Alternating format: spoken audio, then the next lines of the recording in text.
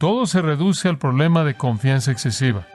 Cuando un cristiano llega al punto en el que tiene tanta confianza por su madurez y tiene tanta confianza en su fortaleza que piensa que puede manejar cualquier cosa, él está realmente en una posición muy peligrosa.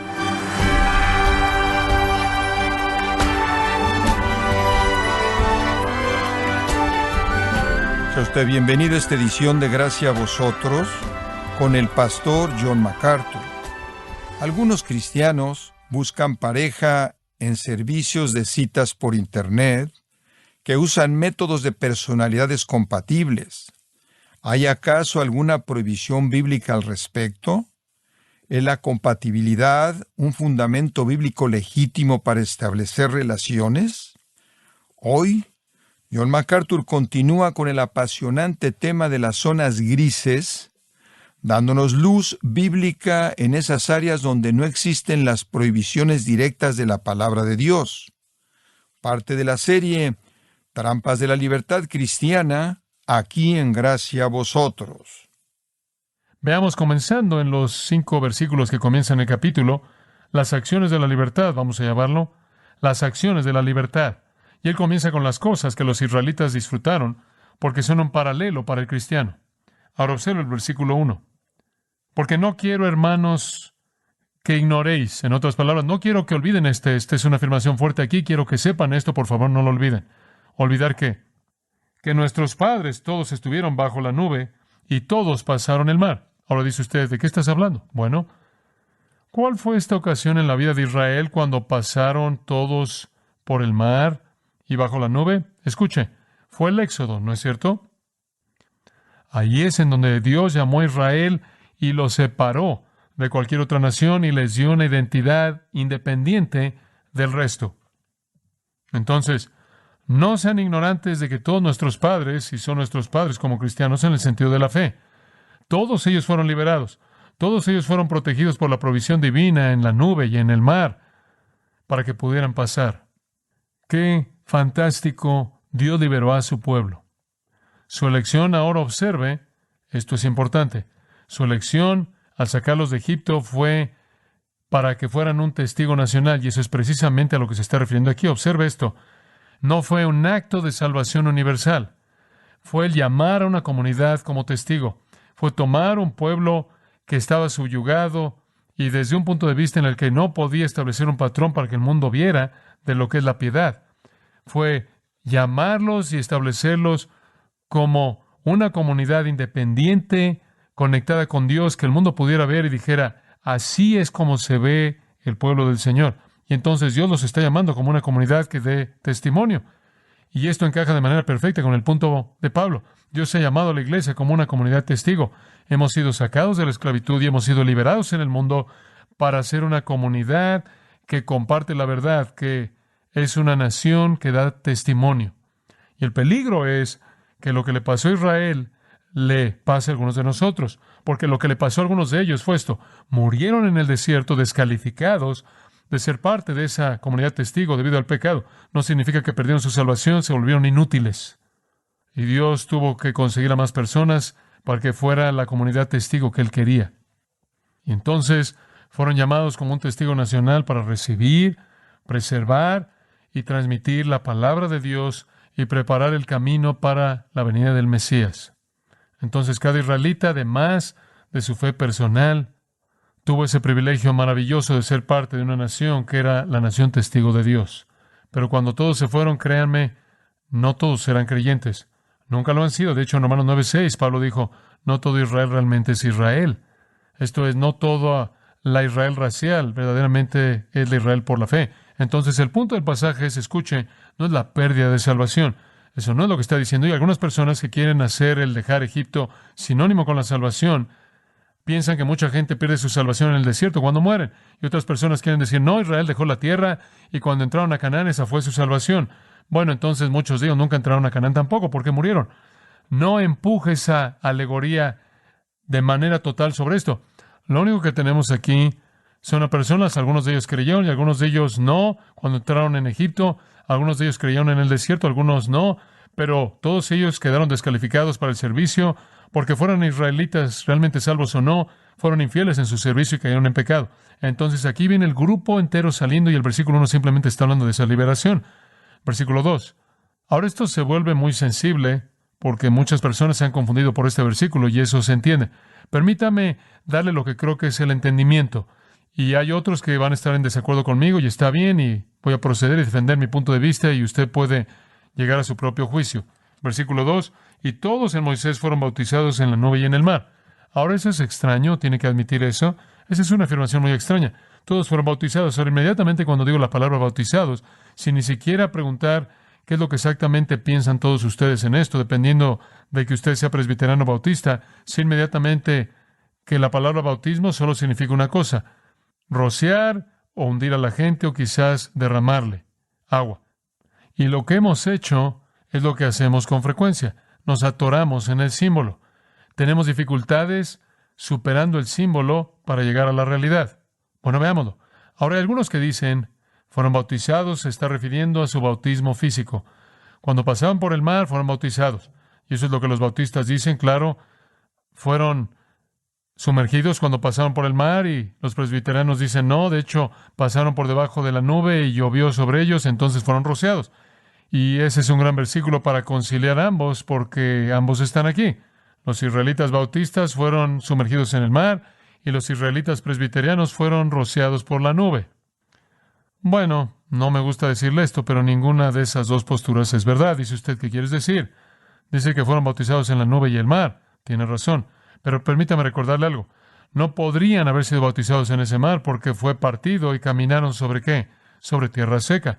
Alguien dice, bueno, de hecho la parte norte del mar era muy baja y de hecho no hubo ningún milagro. Caminaron sobre algunos centímetros de agua y un pequeño niño dijo, puedo entender eso, pero ¿cómo es que el ejército entero de Faraón se ahogó en centímetros de agua? Entonces lo que usted tiene aquí es que pasaron sobre tierra seca, entonces eso no funciona. En segundo lugar, esa no es una nube de lluvia, amigos míos, esa es la nube Shekinah. Esa no está llena de agua, está llena de la presencia de Dios. En la noche se convertía ¿en qué? En una columna de fuego. Y será difícil que se mantuviera a sí misma como una nube de lluvia bajo esas condiciones. Entonces de eso no está hablando. No está hablando de rocío o de bautizar físicamente. Dice usted, bueno, ¿de qué está hablando? Muy bien. Vayamos atrás del acto de involucrar al agua y entremos al símbolo. El bautismo, y este es el entendimiento que Pablo habría tenido en los Corintios, el bautismo significa para la mente cristiana identificación. El bautismo real, que es más importante en la vida de una persona, es que él es bautizado en Cristo, ¿verdad? Que él sea bautizado por el Espíritu en el cuerpo de Cristo. Y eso significa estar en unión, identificado con Cristo. Hemos sido sepultados con Él por el bautismo. Cuando creyeron, amados, cuando creyeron en Jesucristo, fueron bautizados en Cristo. Murieron con Él, resucitaron con Él, viven y su vida vive a través de ustedes. El bautismo simplemente significa identificación. Es unión, es el que está unido al Señor, es que un espíritu. Cuando usted fue salvo, se identificó con Cristo. El bautismo es el símbolo de esa unión. El bautismo es el símbolo de identificación. Bautismo en agua. Ahora eso es precisamente lo que usted tiene aquí. Como cristianos, somos bautizados espiritualmente en Cristo en una identificación única y hermosa. Somos uno con Él. Todo cristiano es uno con Él, entonces somos uno con el resto de los cristianos. Muy bien. El que se une al Señor, un espíritu es con Él. ¿Quién se une al Señor? Todo cristiano. Entonces, los que somos uno con Él, somos uno con el resto de la gente que es uno con Él. Entonces, todos estamos identificados juntos en una comunidad colectiva bajo el liderazgo de Cristo. Eso es lo que bautismo significa. Todos somos un cuerpo en el bautismo, la cabeza es Cristo. Todos somos identificados el uno con el otro. Cristo es el líder. Eso es precisamente lo que Él está diciendo aquí. En el acto de salir de Egipto y en el acto de el todo, se observa el todo 5 veces, todos en el versículo 10, todos en el versículo 2, todos en el versículo 3, todos en el versículo 4, creo que es 2 veces en el versículo 1. Entonces usted tiene a todos ellos saliendo. Todos ellos bajo la nube, todos ellos pasando el mar. ¿Qué significa esto? Esto significa que usted tiene una comunidad colectiva. Conforme todos estaban juntos, todos se identificaron con Moisés, todos siguieron su liderazgo, todos se identificaron con él, y eso es precisamente lo que está diciendo. La entrada a la iglesia es mediante el bautismo del Espíritu. La entrada a la asamblea del desierto fue mediante todos pasando por el mar, todos estando bajo la nube, aceptando a Moisés como el líder, como el cristiano acepta a Cristo como la cabeza, estaban en identificación como una nación, como una comunidad, como un grupo en comunión, como un grupo creyente que da testigo bajo el liderazgo de Moisés. Eso es lo que está diciendo. Entonces, todos fueron identificados con Moisés, una comunidad colectiva dando testimonio. Y así como el bautismo nos trae bajo el liderazgo de Cristo, así la participación en los grandes acontecimientos del Éxodo los lleva bajo el liderazgo de Moisés. Cualquier persona que quería podría haber dicho, oye Moisés, no voy a pasar por eso, me voy a quedar aquí. Y él pudo haberse aislado de esa comunidad colectiva que estaba bajo el liderazgo de Moisés. Ahora esa es la primera cosa. Dios los liberó y después Dios los identificó como una comunidad testigo. Es equivalente al cristiano siendo llamado por Dios a servir y unido con otros creyentes que son la comunidad testigo en esta época. Ahora observe que hay una tercera área de bendición, versículo 3. Y todos comieron el mismo alimento espiritual. Dice usted, ¿qué es alimento espiritual? Esa es la primera pregunta que hice. Alimento espiritual no significa que en cierta manera es etéreo y realmente no lo puede ver. No está hablando aquí de la esencia, está hablando, observe de esto, la fuente. El alimento espiritual es alimento que viene del Espíritu de Dios. Y cuando estuvieron en el desierto, ¿quién les dio su alimento? Dios. Por su Espíritu, Dios les entregó su alimento. Fueron sustentados por el maná. Es llamado alimento espiritual no porque su esencia es espiritual, era física, sino porque su fuente era espiritual, el Espíritu de Dios. Entonces todos fueron sustentados. A todos se les dio alimento y sustento. Y eso también es como los corintios y como los cristianos. Hemos recibido el sustento. Mi Dios pues suplirá todo lo que os falta. Dios nos lo provee. El que come este pan nunca tendrá hambre. El que bebe de esta agua, dijo Jesús, que nunca tendrá sed. Somos sostenidos. Entonces el paralelo otra vez está ahí. Y todos comieron el mismo alimento espiritual y todos bebieron la misma bebida espiritual. Eso es agua que fue provista por el Espíritu Santo. Algunas veces salió de una roca, algunas veces hubo un arroyo, algunas veces hubo un pozo, pero en muchas maneras Dios proveyó. Ahora, los verbos en esos dos son verbos imperfectos. Eso no significa que son menos que perfectos. Eso significa que no fueron terminados, no conocen el término. La palabra perfecto significa término, entonces están sin término, lo cual significa que cualquier cosa en el término imperfecto tiene una continuidad sucesiva. Fueron continuamente alimentados, no hubo ningún término, no hubo fin para esto. Continuamente se les dio agua por el Espíritu a lo largo de su viaje por el desierto, a lo largo de su vida, sustentados por Dios. Entonces usted tiene un retrato aquí de un creyente que es llamado como una parte de una comunidad colectiva, identificado por el bautismo en esa comunidad colectiva y después sostenido por Dios con todos los recursos necesarios. Ahora esas son las acciones de la libertad. Es una posición bastante buena en la cual estar. Pero hay más. El versículo 4 tiene una frase muy interesante que no es fácil de entender. Y todos bebieron la misma bebida espiritual. Y ahora él añade este comentario al margen, y habría sido mucho más fácil para muchas personas si tan solo lo hubiéramos dejado afuera, porque es difícil, pero haremos nuestro mejor esfuerzo para mostrarles lo que pensamos que significa. Porque bebían de la roca espiritual que los seguía, y la roca era Cristo. Ahora, han habido explicaciones sorprendentes de esto, pero vayamos simplemente a lo que realmente creo que es la manera más segura de explicar esto. Todos bebieron la misma bebida espiritual porque bebían de la roca espiritual que los seguía, y la roca era Cristo. En primer lugar, lo que simplemente me emociona de esa afirmación es que eso prueba la preexistencia de Jesucristo, ¿verdad? Cristo está siguiendo a Israel en el desierto. En segundo lugar, la roca es Cristo y la roca es Dios en el Antiguo Testamento, lo cual hace que Cristo sea igual a Dios. Una afirmación tremenda. Pero vea lo que es su significado. ¿Qué están diciendo la roca que los seguía? ¿Sabe usted que los judíos tenían una leyenda interesante? Y creo que de ahí viene esto. Era una leyenda que existía todavía en el tiempo de Pablo. Esto era lo que pensaban. La antigua leyenda judía decía que originalmente en Éxodo 17, creo que es, recuerda cuando Dios dijo, yo les voy a dar agua de la roca, Moisés toma tu vara y pega la roca, y lo hizo, y el agua salió de la roca y satisfizo la sed, y debe haber habido más de 1 millón de personas, y entonces esa roca, según la antigua leyenda judía, se fue de ahí y siguió a Israel rodando durante el resto de los 40 años. A donde quiera que iban, estaba rodando la roca, simplemente siguiéndolos, y se detenían, y la roca que estaba rodando estaba ahí, y cuando le hablaban o le pegaban, salía agua. la leyenda judía antigua de que la roca que estaba rodando los acompañó durante 40 años, siempre dando su agua. Creo que Pablo, en un sentido, está haciendo una pequeña referencia a esa leyenda que era muy popular. Pero él hace algo hermoso. Él usa una palabra diferente. La palabra para roca que podía rodar sería Petras, una forma masculina del nombre. Pero él no usa esa palabra. Y eso creo que es un juego a partir de la leyenda. Él usa Petra, lo cual significa un risco masivo, y un risco masivo no puede rodar detrás de los hijos de Israel. Pero lo que él dice es esto. Algunos piensan que el agua de Israel fue provista por una roca grande que estaba rodando, pero yo les voy a decir, estaban bebiendo de la masa rocosa espiritual, el risco rocoso, y aquello que los seguía era Cristo. Escuche, él dice, ¿saben lo que sostuvo Israel en el desierto? No fue una roca que rodaba, era Cristo. Eso es lo que él está diciendo, era el Mesías. Y si usted quiere decir que el Mesías se identificó con su pueblo incluso antes de su muerte, claro, era su pueblo en ese entonces. La roca sobrenatural que nunca permitió que Israel pereciera no era una roca que rodaba, era Cristo mismo acompañando a su pueblo por el desierto.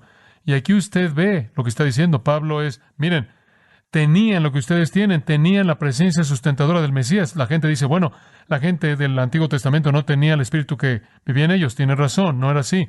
Pero lo que tenían era la presencia sustentadora del Mesías. En esos días, él con frecuencia era llamado el ángel de ¿qué? Del Señor, el ángel de Jehová. Pero él estuvo ahí. Él estuvo ahí sustentando a su pueblo, él estuvo ahí cuidando de su pueblo, él estuvo ahí satisfaciendo las necesidades de su pueblo. Hermoso. El Cristo preexistente estuvo ahí. Y entonces él está diciendo a los corintios, ustedes lo tienen también. Han sido liberados como una comunidad testigo. Han sido identificados en esa comunidad bajo el liderazgo de Jesucristo. Todos están alimentando del mismo alimento espiritual, de la misma bebida dada por el Espíritu. Y están siendo sustentados en todo esto por Cristo. Y ellos tuvieron esos mismos privilegios. Dice usted, ¿cuál es el punto, Pablo? El punto es el versículo 5 y viene como un shock. Pero de los más de ellos no se agradó Dios, por lo cual quedaron postrados en el desierto. ¿Lo ve ahí? ¡Qué sorpresa! Todos esos recursos liberados, llamados como una comunidad testigo, sustentados y guiados, sustentados por la provisión de Dios, guiados por la nube de Dios. Todo lo tuvieron, incluso Cristo mismo les estuvo dando esos beneficios. ¿Se da cuenta usted del versículo 5? Pero de los más de ellos, el griego literal es la mayoría de ellos. Con la mayoría de ellos, Dios no estuvo agradado. Dice usted, ¿cuántos? Escucha esto. De la generación entera que dejó Egipto, ¿sabe usted cuántos entraron a la tierra prometida? 2. Josué y Caleb. Eso es todo. La mayoría de ellos significa la mayoría de ellos. Números 14:16 dice, porque Jehová no pudo meter a este pueblo a la tierra que él juró darles, por lo tanto él los mató en el desierto. Observe la palabra, quedaron postrados. Significa que quedaron por todos lados, sus cadáveres quedaron por todo el desierto. Pero John, ¿qué estás diciendo? Que perdieron su salvación. Ese no es el punto. Algunos de ellos fueron regenerados en fe personal y algunos de ellos no. Y no hay manera, ese no es el punto. El punto de la ilustración es que Dios los llamó a ser una comunidad testigo, pero debido al pecado fueron descalificados para establecer esa comunidad testigo, fueron hechos a un lado y un grupo entero nuevo en toda la tierra de Canaán. El punto es este, tenían todos los privilegios y fueron soberbios, eran autosuficientes y confiaban en sí mismos y simplemente hicieron lo que querían hacer en su libertad, siempre coqueteando ahí en el borde, cayeron en pecado y Dios dejó a todos que se fueran y murieron en el desierto. Algunos de esos israelitas estarán en el cielo porque realmente eran creyentes, pero fueron descalificados. Usted puede ser un creyente y ser descalificado del servicio. Escucha, incluso en la iglesia, según 2 de Timoteo 2, hay instrumentos para honra y para deshonra, ¿verdad? Si usted se limpia, usted será instrumento para honra. ¿Apto para qué? Para el uso del maestro. Dios tiene que depender de una minoría de cristianos para hacer su ministerio, porque tantos de ellos fracasan en ser calificados. ¿Cuántas personas como Israel, cuántos cristianos conoce usted que comienzan sirviendo al Señor Jesucristo y se encuentran cayendo en tentación, caen en pecado y son descalificados de servir a Cristo? Oh, van al cielo. Van a ser regenerados porque han sido regenerados, pero son inútiles. Y de hecho, según 1 Juan 5, algunos de ellos Dios simplemente los mató. Ve el versículo 30 de 1 Corintios 11, por lo cual hay muchos enfermos y debilitados entre vosotros y muchos duermen, muchos muertos. El Señor tuvo que permitir que algunos de los corintios quedaran postrados en el desierto. Algunos de los cadáveres corintios deberían haber sido un testimonio viviente de cómo es la descalificación en el servicio al Señor debido al pecado. ¿Y sabe usted por qué quedaron descalificados? ¿Sabe usted por qué algunos de los corintios fracasaron? ¿Sabe usted por qué algunos de los corintios murieron? Porque vivieron al borde de su libertad. Llevaron su libertad a su extremo y se metieron en la tentación que no pudieron enfrentar, cayeron en pecado y quedaron descalificados para el servicio. Vea el versículo 6 y únicamente vamos a presentar el punto 2 y vamos a entrar a él la próxima vez. Los abusos de la libertad. Versículo 6. Vimos las acciones en los primeros 5, los abusos al comienzo del versículo 6. Y dice, mas estas cosas sucedieron como ejemplos para nosotros. Pablo dice, les estoy contando la historia para que sea un tupoi. Un tupoi. Un tupoi significa un modelo, un tipo, un patrón. Quiero que vean un ejemplo aquí. Y el ejemplo es este. No debemos codiciar cosas malas como ellos codiciaron. Estuvieron allá afuera disfrutando de su libertad y se convirtió en un deseo malo. En Números capítulo 11, realmente es increíble. Estaban allá afuera. Dios estaba proveyendo toda necesidad que tuvieron. Después, versículo 4 dice, lloraron y dijeron, ¿quién nos dará carne para comer? Queremos carne. No somos vegetarianos. Nos acordamos y no les gustaba el maná, es lo único que tenemos. Versículo 6, nuestra alma se seca, nada más que este maná está delante de nuestros ojos. Me acuerdo cuando era un pequeño, solía ir a la casa de algunos amigos y me bromeaban hasta la actualidad, que siempre decía lo mismo, porque esta querida dama siempre me daba lo mismo cada vez que iba allá a comer. O me quedé ahí un verano entero y diario me dio lo mismo. Y yo era un pequeño y cada vez que los veía siempre decía lo mismo. Hola, John, ¿te acuerdas cuando solías decir sopa y sándwiches, sopa y sándwiches? Lo único que nos dan aquí son sopa y sándwiches. Bueno, eso es esencialmente lo que estaban diciendo aquí. Lo único que nos dan es maná, maná. Digo, es suficiente. Entonces, versículo 5, nos acordamos del pescado que comíamos en Egipto de manera gratuita. Los pepinos y sus bocas están haciendo agua, y los melones, y la cebolla, y el ajo. Y con frecuencia he pensado que con una dieta de pescado y pepinos y cebollas y ajo, me gustaría mantener mi distancia de esa cantidad de personas. Y dice en el versículo 34, usted sabe lo que pasó. Y Dios mató a aquellos que codiciaron. ¿Sabe una cosa? Es tan fácil en la vida cristiana, cuando usted lleva su libertad a su extremo, comenzar a ver hacia atrás a lo que solía tener y comenzar a codiciar esa vida antigua. Eso es lo que él está diciendo. Ustedes, corintios, que están llevando su libertad a su límite, van a enfrentar los patrones antiguos y van a caer en esos patrones antiguos. Y eso es lo que le pasó a Israel, que es un ejemplo, que cuando toman su libertad y la llevan a su extremo, entre lo que es su derecho disfrutar y lo que es pecado, van a ser tentados a caer en patrones antiguos de vida, de aquello de lo que Dios los redimió.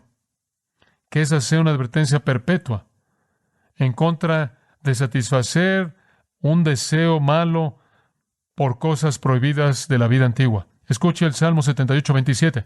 Él hizo llover carne sobre ellos como polvo y ave como la arena del mar. Dice usted, ¿sabe usted? Dijeron, queremos carne. Entonces, ¿sabe usted lo que él hizo? Les dio tanta carne que dijo, cayó como polvo. Casi se ahogan. Y aves como la arena del mar. Digo, simplemente cayeron como bombas del cielo y cayó por todos lados. Y entonces comieron y les dio el deseo de ellos. Escuche esto. Mientras que su alimento estaba en su boca, la ira de Jehová vino sobre ellos y mató a los hombres escogidos de Israel. Por todo esto pecaron todavía y no creyeron en sus obras maravillosas. Por lo tanto, sus días él consumió en vanidad y sus años en problemas. ¿Ve usted lo que hicieron? Querían lo que querían, entonces les dio lo que querían, y después tomó a los mejores de ellos y les quitó la vida. ¿Por qué? Porque tuvo que limpiar eso de la comunidad testigo. Y esa es simplemente la razón por la que algunos creyentes pueden morir e ir con el Señor. lo mismo, porque son más de un problema en la comunidad testigo de lo que son como un bien. El abuso de la libertad lleva a una descalificación para el ministerio y puede llevar a la muerte. ¿Qué está diciendo esto para nosotros? Simplemente esto: cuidado con la confianza excesiva. Oremos.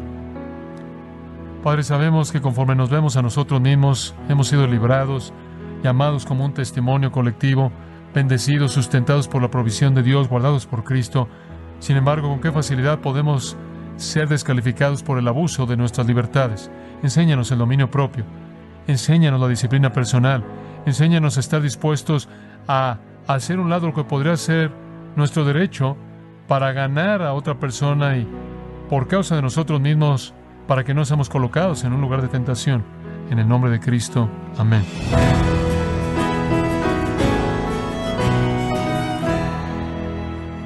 De esta forma, John MacArthur concluyó con una sobria advertencia de que el abuso de la libertad conduce a la descalificación para el ministerio y puede conducir a la muerte.